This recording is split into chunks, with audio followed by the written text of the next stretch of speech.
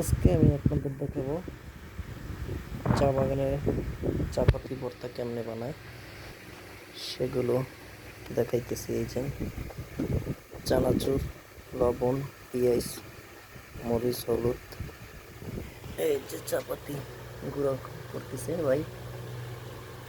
পাতাগুলো না 2 হাত থেকে মোড়াইয়া গুঁড়ো করতেছে। এই যে দেখেন, আজকে আমরা চলে আসছি বাগানের ভিতরে।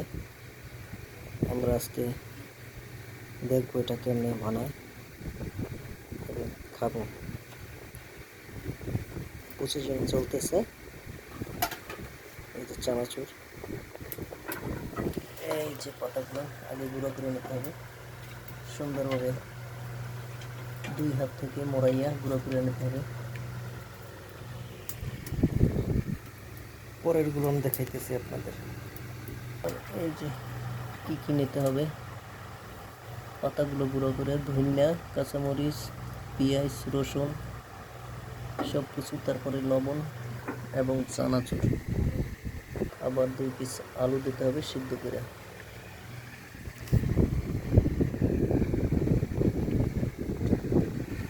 আমি বৈশাখ ভিডিওটা করতেছি।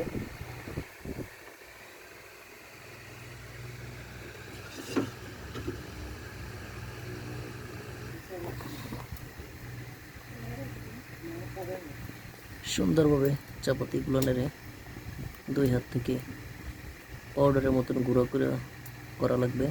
তারপরে এটা ভরতে হবে। দেখেন কত সুন্দর। তারপরে আলু সেদ্ধ করে ওটার ভিতরে ভাঙিয়ে দিতে হবে।